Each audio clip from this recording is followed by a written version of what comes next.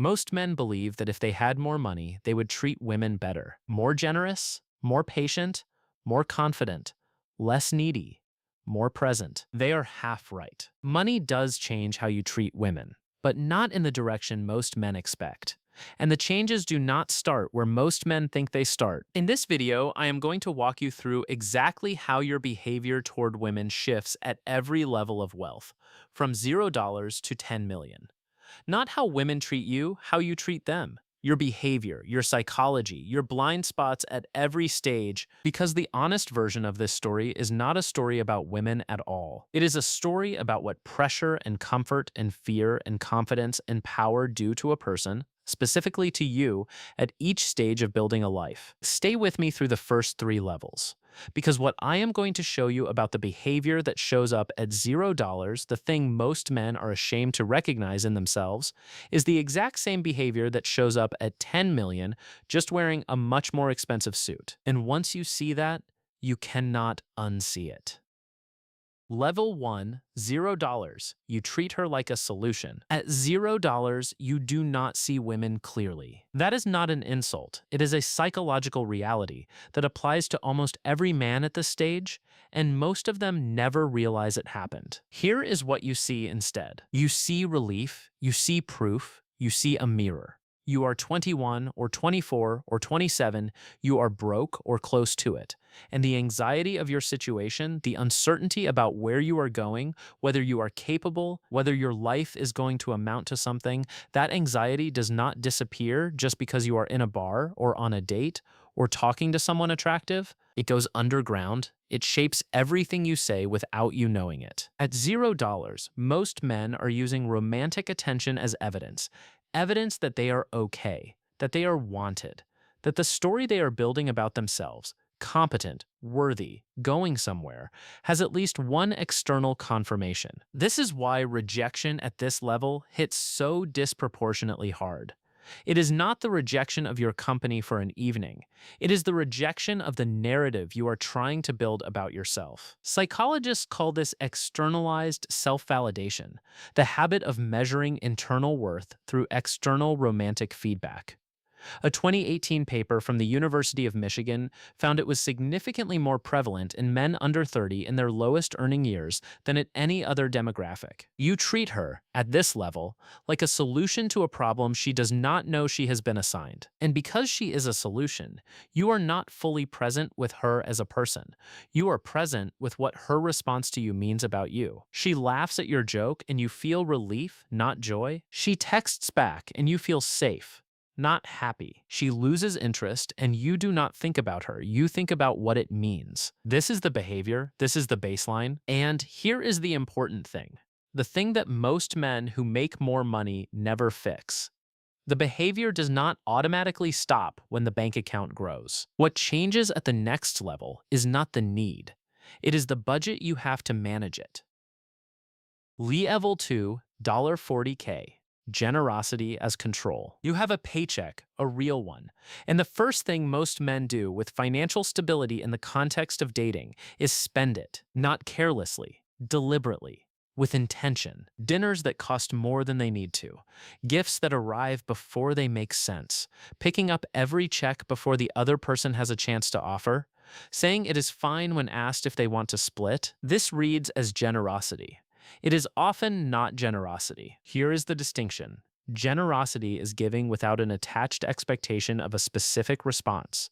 What most men are doing at $40,000 is something closer to prepayment. They are spending money in the hope of producing a feeling, her feeling indebted, impressed, safe, obligated to continue, and then experiencing the spending as generous because the expectation is unconscious. A 2020 study from the Journal of Economic Psychology found that men who paid for dates exclusively in early relationships reported higher expectations of physical and emotional reciprocity on the same timeline, even when they consciously stated they had no expectations.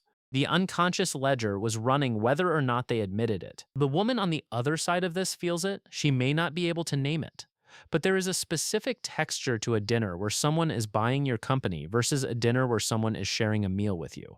The first one has a slight weight to it, a slight debt structure. At $40,000, this behavior pattern is mostly invisible to the men doing it because the amounts are small enough to feel genuinely generous rather than controlling.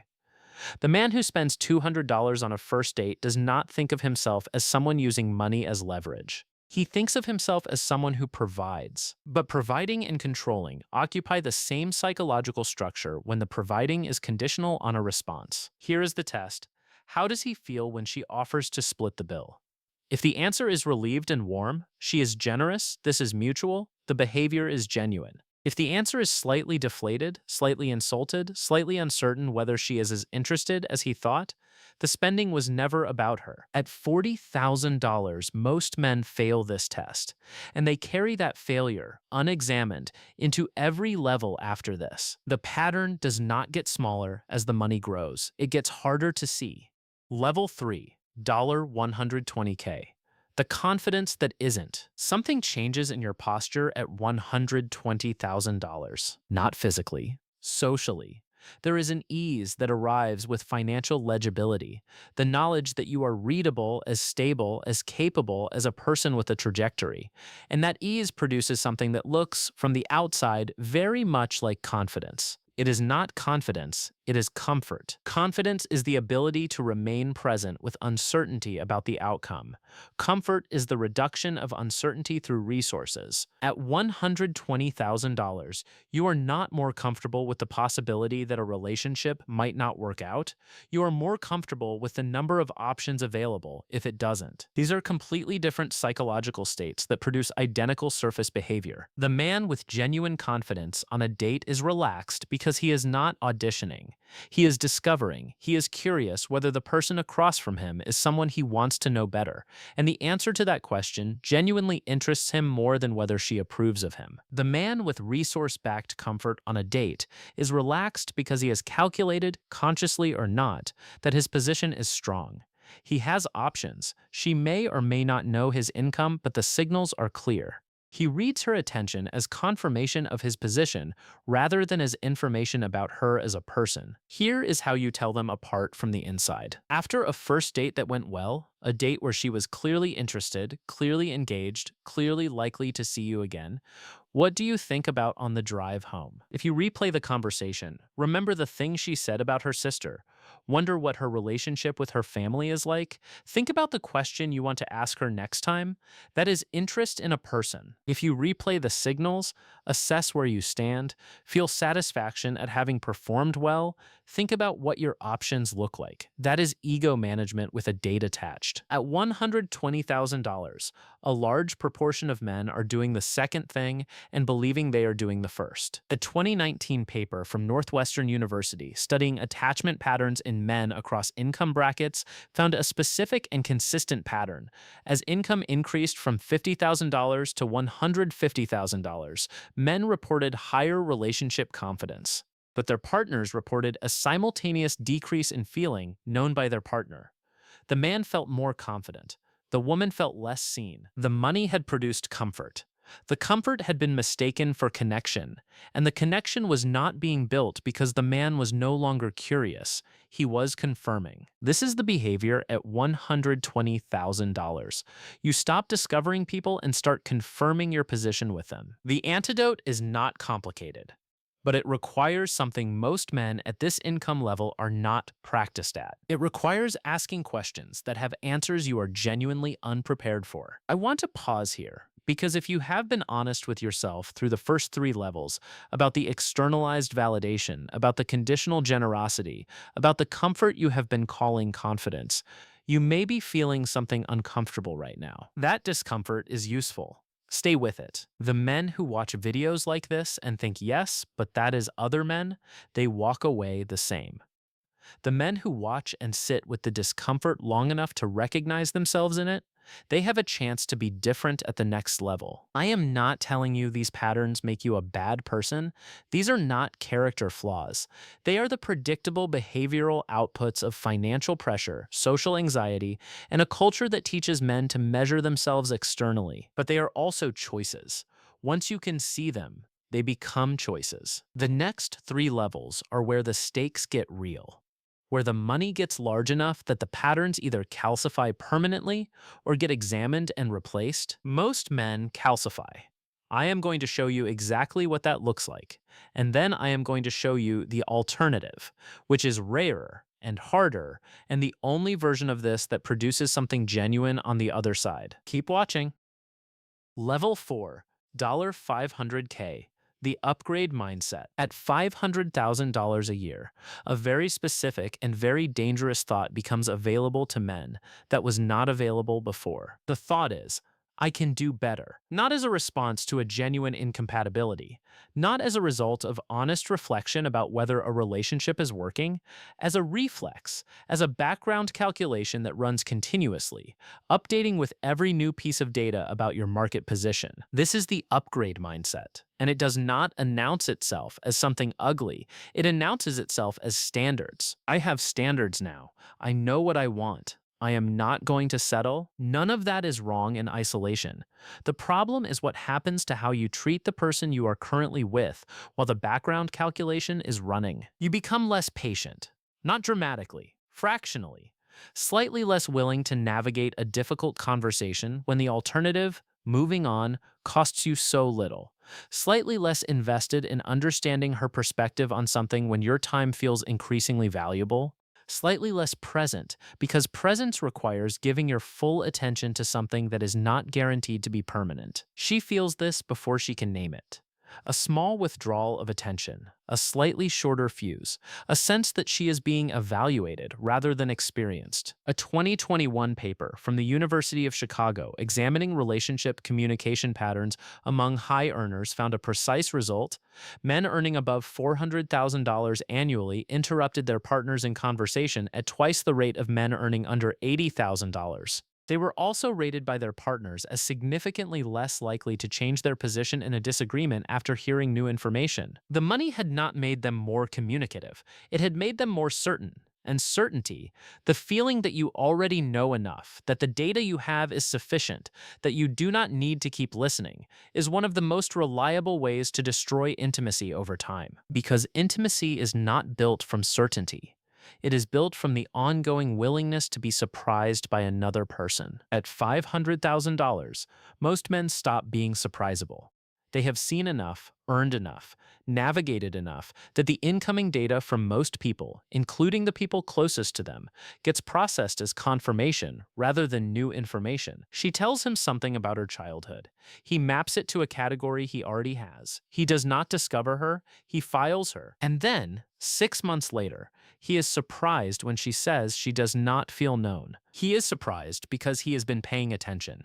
He has been generous. He has been present. By his own measure. The gap between his measure and her experience is the upgrade mindset. It is treating a person like a position that can always be improved upon. And the cost of it is not paid when the relationship ends. It is paid daily, in the small accumulation of moments where a person felt evaluated instead of seen. That cost does not appear on any financial statement. But it is the most expensive thing most successful men pay at this level. They just never see the invoice. Level 5, $2 million? When you stop needing anything, full script body. At $2 million, something shifts in how you experience need. You no longer need anyone in the practical sense.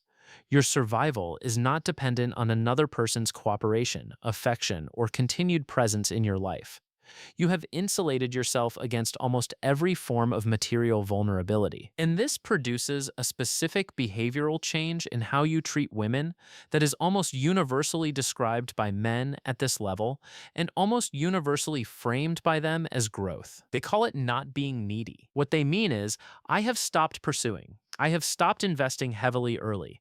I have stopped doing the things I did at $0 that came from fear. This is partially true and largely incomplete. Yes, the externalized validation from level 1, the transactional generosity from level 2, the position confirmation from level 3, those were driven by need. And yes, having enough security to not operate from those specific fears is an improvement. But here is what gets thrown out with them. The vulnerability that was underneath all of it. At $0, you needed something from women, and that need, however clumsily expressed, made you emotionally present. You were invested in the outcome. You were genuinely moved by whether it worked or not. You were, in the messiest and most human way, present. At $2 million, you treat the removal of that messiness as maturity. It is not maturity, it is armoring. The distinction is this: a mature man can be vulnerable without being needy. He can be genuinely invested in another person without requiring her response to confirm his worth.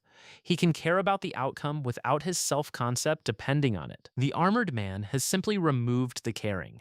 He has solved the pain of rejection by removing his genuine investment, and he reads the absence of pain as the presence of security. Research from the Gottman Institute, the most extensive longitudinal study of relationships in existence, found consistently that the number one predictor of long-term relationship satisfaction was not compatibility of values, financial stability, or physical attraction. It was what they called turning toward, the repeated small act of responding to a partner's bid for emotional connection with genuine attention rather than distraction or dismissal. At $2 million, most men have built a life in which turning toward anything that does not serve a purpose feels like inefficiency. She mentions something small, a worry about a friend, a thing that annoyed her, a memory from childhood that surfaced today. The armored man at $2 million registers this as noise. He processes it with half his attention. He produces a functional response.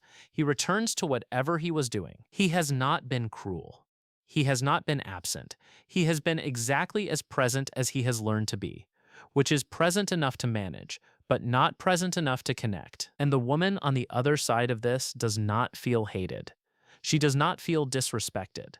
She feels alone in a room with someone who is very good at being there without arriving. That is the cost. That is who pays it. And the question that this level is actually asking, under all of it, is whether you have confused the removal of need with the achievement of peace, because they are not the same thing. And one of them can share a life with someone, the other one is just very comfortable on its own.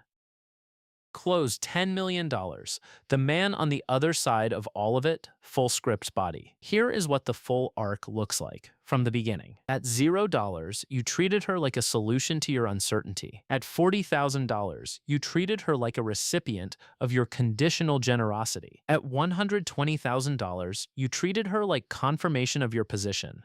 At $500,000, you treated her like an asset that could always be upgraded. At $2 million, you treated her like something you were too evolved to need. And at $10 million, if you have not done the work that none of these levels automatically do for you, you treat her like a function, a beautiful, well-selected, appropriately matched function, present at the right events, warm in the right rooms, aligned with the life you have constructed. And she is probably fine with it, because by this point, you have selected for someone who is also very good at functions. You have two people performing a relationship with no one home inside it. This is not a rare outcome. Researchers at the Harvard Study of Adult Development, an 85-year longitudinal study of human well-being, the longest of its kind ever conducted, found that the variable most correlated with life satisfaction at age 80 was not wealth, professional achievement, or physical health. It was the warmth and depth of personal relationships. The men in the study who reported the highest satisfaction were not the most successful by any financial measure.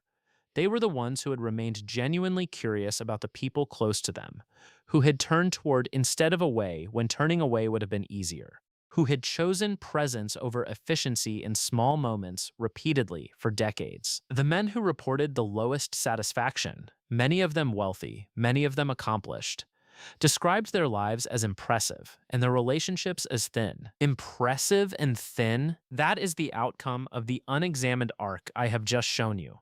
Not because money is corrupting, not because success makes connection impossible, but because every level of financial growth produces a specific behavioral pattern that, left unexamined, hardens into a permanent way of being in relationships. Here is the version of this that is actually possible. The man on the other side of all of it who got it right. He made the same money. He had the same options. He encountered the same patterns. The validation seeking, the conditional generosity, The position confirmation, the upgrade reflex, the armor. The difference is that he watched himself do these things. He did not flinch from recognizing them. He did not build a theory of other people that let him off the hook. He turned the analysis that he applied to his career and his finances inward and asked the same uncomfortable question he would ask of any underperforming investment. What is this behavior actually producing? And is it what I want? At every level, that question has a clear answer. And the answer, every time, points toward the same thing. The only way to treat another person well, at $0 or 10 million, is to be more interested in who they are than in what their response to you means about who you are. That is the whole thing. It does not cost money. It does not require a particular income level. It requires a direction of attention that most men spend their entire financial lives pointed away from. You are watching this video at some level of this arc. I do not know which one, but I know that the question is the same at all of them. Are you treating her like a person? Or like a mirror? If you are honest about the answer, this video did its job. If this changed something, share it with one man you respect, not to call him out, because you think he is capable of more than the level he is currently at. That is the whole point.